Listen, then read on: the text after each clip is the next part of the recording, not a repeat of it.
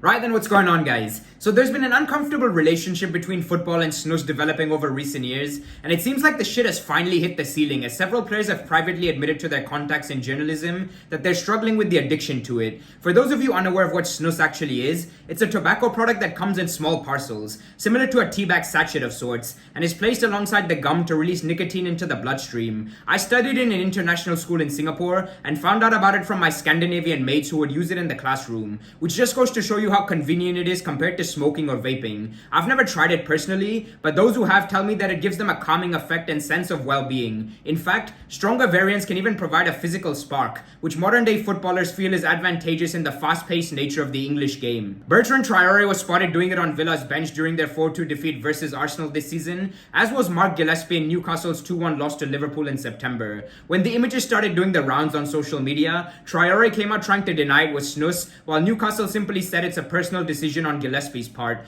Needless to say, neither of these two lads are exactly household names, but the pair of them just happened to be caught on camera. As per The Athletic, between 35 and 40% of all players in the English footballing pyramid are taking it, which is staggering really given the damage it does to an individual's health in the long term. Given it's been accepted that drugs and alcohol are a no-go at the very highest level, it doesn't really make sense to not include snus in the same category. As per an investigation by Daniel Taylor, one high-profile England international is fully reliant on snus and is rarely seen without one under his gum. Another big-name Premier League player weaned himself off snus after a long period of struggling for form. Players at a League One club have been selling snus to 13 and 14-year-olds in the academy. One player at a League Two club had a bit of cancer cut out of his gum because of heavy snus use, and the Professional Footballers Association, also known as the PFA, is to undertake a research study as part of a new campaign, starting this summer, to warn players of the potential risks of using it. Perhaps the most bizarre part of all of this is that it's illegal to sell snus in the UK and every European country bar Sweden, where it happened to originate, but it's completely legal to consume it. At most clubs, one designated player volunteers to order it in bulk online before selling it to teammates at the training ground. Since no doping rules are broken by professional athletes using it, a culture has developed where snus is almost seen as a starter pack for young footballers coming through.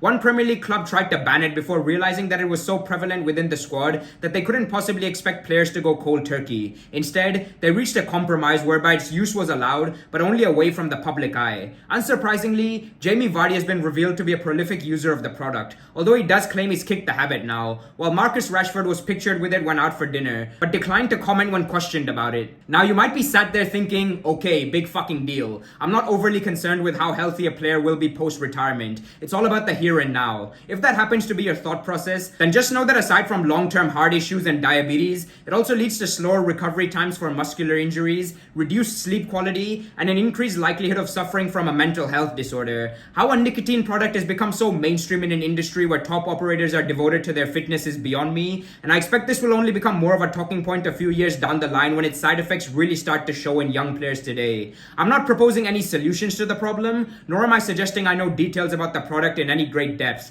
but I did want to share this piece with you as it will likely rear its ugly head again in the very near future. Cheers for tuning in as always, lads. Rather ironically, I'm quite ill right now, but I hope it didn't adversely impact this video too much. Take care and I'll catch you in the next one. Peace.